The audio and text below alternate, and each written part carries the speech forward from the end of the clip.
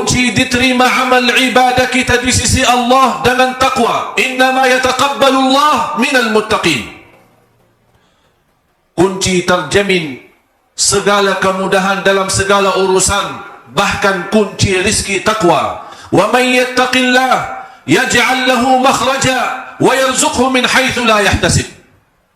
Bahkan takwa kepada Allah dijamin orangnya diselamatkan dari siksa neraka jahannam. Thumma nunajji alladhina ittaqaw wa nadharu adh-dhalimina fiha jithiya.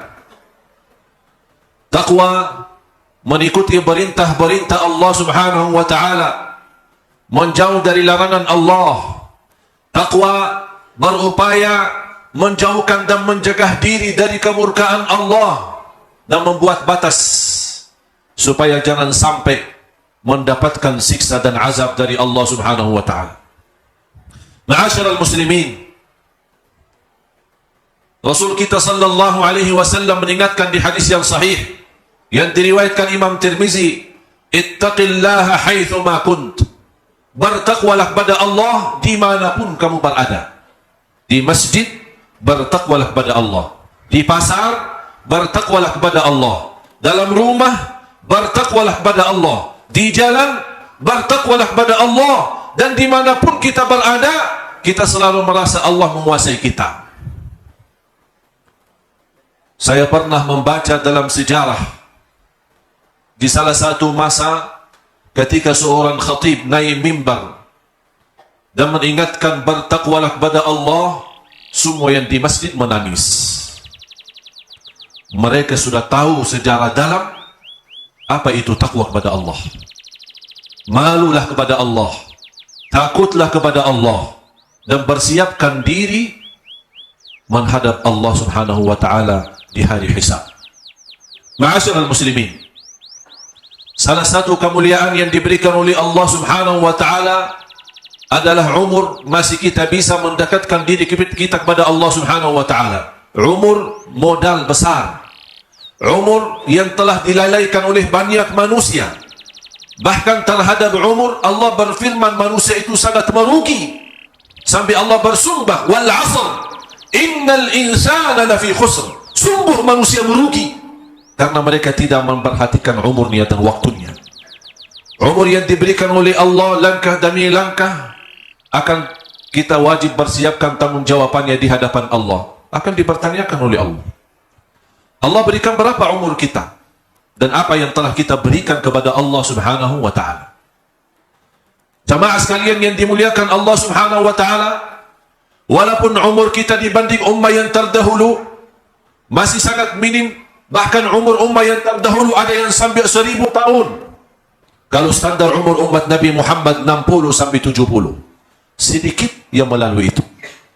Tapi di dalam umur yang begitu singkat dibanding umur ummah yang terdahulu, diberikan oleh Allah karunia-karunia yang tidak didapat oleh ummah-ummah yang sebelum kita. Umur begitu singkat, tapi pahala amalannya begitu banyak. Jaga salat 5 waktu, dapat pahala 50 kali salat. Barang siapa yang salawat kepada Nabi Muhammad sallallahu alaihi wasallam 1 kali, dibalas oleh Allah 10 kali rahmat. Haji yang mabrur, tidak ada balasan selainkan surga. Barang siapa yang berpuasa 1 hari karena Allah, dijauhkan oleh Allah dari neraka jahannam 100 tahun. Orang-orang yang bersedekah mampu memadamkan kemurkaan Allah. Dan sedekah terjamin husnul khatimah, bahkan Allah mengganti yang lebih baik. Malam Lailatul Qadar 1 malam, tapi nilai pahalanya 83 tahun. Belum tentu umur kita bisa 83 tahun.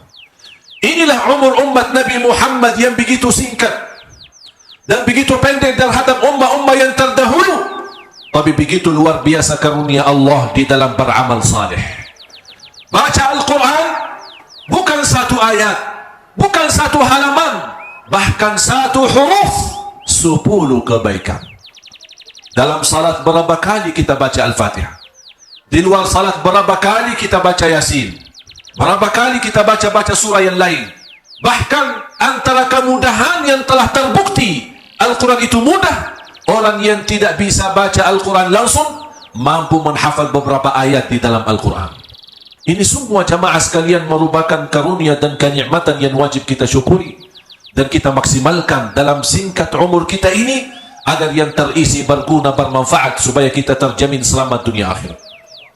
Ma'asyiral muslimin, salah satu kesempatan yang cukup mulia tapi tidak diperhatikan oleh manusia musim-musim beribadah seperti Ramadan, seperti 6 hari Syawal, dan kita beriktikaf di malam-malam. Dan ada musim lagi begitu pentingnya, bahkan musim emas, 10 pertama bulan Dzulhijjah. Sebentar lagi umat Islam akan menyambut bulan Dzulhijjah, salah satu bulan haji. Bulan Dzulhijjah datangnya sesudah bulan Dzulqa'dah. Dan bagi umat Islam, bulan Dzulhijjah adalah bulan terakhir di tahun Hijriyah. Allah subhanahu wa ta'ala telah bersumpah dengan kemuliaan 10 hari Dzulhijjah, wal fajr, wa layalin ashr, wal syaf'i wal watri wal layli idha yasr. Sampai ada berbeda pendapat antara ulama mana yang lebih mulia dan lebih utama.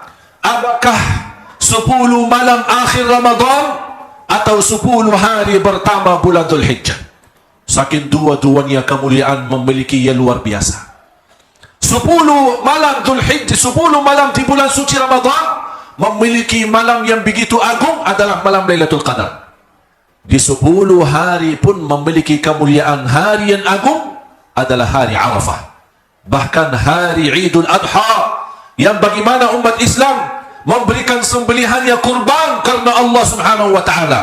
Hari sebagaimana di bulan malam Ramadan Allah membebaskan hamba-hamba dari neraka Jahannam, di hari Arafah Allah pun membebaskan hamba-hamba dari neraka Jahannam. Bahkan Rasul kita sallallahu alaihi wasallam bersabda di hadis yang sahih, "Ma min ayyamin al-'amalu as-salihu fihinna ahabbu ila Allah min al-'ashr." Qalu wala al-jihadu fi sabilillah. Qala walal jihadu fi sabilillah. Rasul kita sallallahu alaihi wasallam bersabda, tidak ada amal salih pun, tidak ada amal salih pun yang sangat dicintai Allah sebagaimana amal salih di 10 hari pertama Dzulhijjah. Tidak ada amal salih pun yang sangat dicintai Allah sebagaimana beramal salih di 10 hari pertama Dzulhijjah. Sampai sahabat bertanya, "Ya Rasulullah, walaupun orang berjihad fi sabilillah," kata Rasulullah, "masih berjihad fi sabilillah kecil bagi amal salih yang lainnya di 10 hari pertama Dzulhijjah." Salah satu sunnah yang Rasulullah sallallahu alaihi wasallam membiasakan diri dan para sahabat radhiyallahu anhum adalah berpuasa 9 hari Dzulhijjah. Karena hari ke-10 hari raya Idul Adha tidak boleh berpuasa. Dan tanggal 11, 12, 13 yang dinamakan hari-hari tasyriq tidak juga boleh berpuasa. Tapi coba bayangkan bagaimana kalau kita bisa menjaga dan menghidupkan sunnah berpuasa. Karena kita Rasulullah SAW telah bersabda, tidak ada amal salih yang dicintai Allah selainkan beramal salih di 10 hari Dzulhijjah, 10 hari pertama. Di antara lain berpuasa mulai tanggal 1 Dzulhijjah sampai tanggal 9. Jamaah sekalian, tadi saya menyebutkan sebuah hadis yang sahih. Barang siapa yang berpuasa 1 hari karena Allah, dijauhkan oleh Allah dari neraka Jahannam 100 tahun. Bagaimana kalau puasa 9 hari? Amal salih yang lain bersedekah. Amal salih yang lain menjaga baca Al-Quran. Amal salih yang lain kita bisa menamalkan zikrullah. Zikir ini termasuk amalan yang sangat sederhana dan tidak ada di antara kita yang tidak bisa berzikir. Saking mudahnya zikir, boleh berzikir dalam keadaan apapun. Berdiri boleh, duduk boleh, berbaring boleh, sambil jalan boleh, sambil makan boleh, naik motor boleh, naik mobil boleh, dimanapun kita berada boleh. Berzikir kepada Allah tidak harus berwudu, berzikir kita kepada Allah tidak harus menghadapi kiblat. bagaimanapun keadaannya, zikrun kepada Allah. Bahkan seluruh amal ibadah Islam tujuannya untuk mengagungkan dan membesarkan nama Allah. Ya ayyuhalladzina amanu idza nudiya lis-salati min yaumil jumu'ati fas'au ila dzikrillah wa dharul bay'. Dzalikum khairul lakum in kuntum ta'lamun. Fa idza qudiyatis salah. Allah mengajarkan kita untuk segera tunaikan salat Jumat. Tapi bagaimana kalau habis Jumat? Allah ingatkan apa lagi? Fa idza qudiyatis salah fantashiru fil ard. Silahkan bergerak di bumi, carilah rezeki dan karunia Allah Subhanahu wa taala. Fantashiru fil ard wabtaghu min fadlillah wadhkurullaha katsira. Jangan lupa berbanyak zikir kepada Allah. Bahkan ibadah haji yang tidak terlepas daripada zikir, Allah masih mengingatkan selepas haji pun jangan lupa berzikir kepadaku, kata Allah. Fa idza qadaytum manasikakum fadhkurullah. Kalau sudah habis haji dan manasik haji, berzikirlah kepada Allah. Bahkan salat kita sendiri yang tidak terlepas dari isi dari awal takbir sampai salam dengan penuh dalam zikir, Allah masih mengingatkan, inna salata tanha 'anil fahsya'i wal munkar wa la dzikrullahi akbar. Zikirlah kepada Allah lebih besar dan lebih mulia.